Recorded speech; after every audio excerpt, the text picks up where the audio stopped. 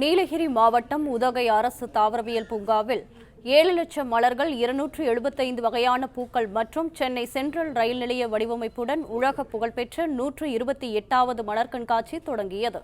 இது தொடர்பாக கூடுதல் தகவல்களுடன் இணைகிறார் எமது செய்தியாளர் விஜயசுந்தரம். வணக்கம், விவரங்களை பதிவு செய்யலாம். வணக்கம்.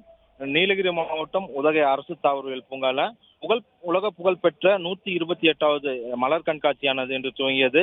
மலர் கண்காட்சியின் சிறப்பு அம்சமாக 7 லட்சம் மலர்களால் பல்வேறு அலங்கார வடிவங்கள் அமைக்கப்பட்டிருக்கு.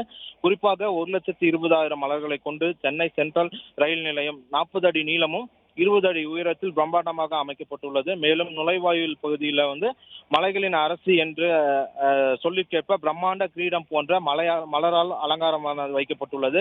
மலர் கண்காட்சி மாடத்தில் 128வது ஃப்ளவர் ஷோ என்ற எழுத்துக்களால் பூக்களால் வடிவமைக்கப்பட்டிருக்கு. அத்துடன் தமிழ்நாடு வரைபடம், 10 அடி உயரத்தில் திருவள்ளுவர் சிலை, சென்னை சென்ட்ரல், திருவாரூர் ஆழித்தேர் வைக்கப்பட்டிருக்கு.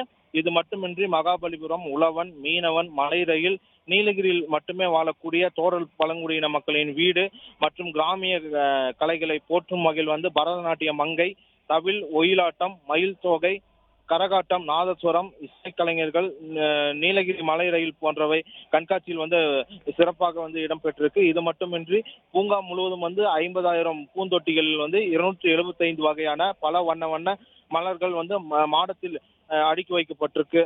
இதனை காலை முதலே ஏராளமான சுற்றுலா பயணிகள் கண்டுகளித்துட்டு இருக்காங்க. குறிப்பாக இந்த மலர் கண்காட்சியை முன்னிட்டு இன்று நீலகிரி மாவட்டத்திற்கு உள்ளூர் விடுமுறையானது அளிக்கப்பட்டிருக்கு.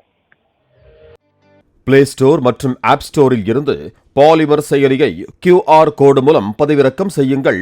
செய்திகளை உடனுக்குடன் பெறுங்கள்.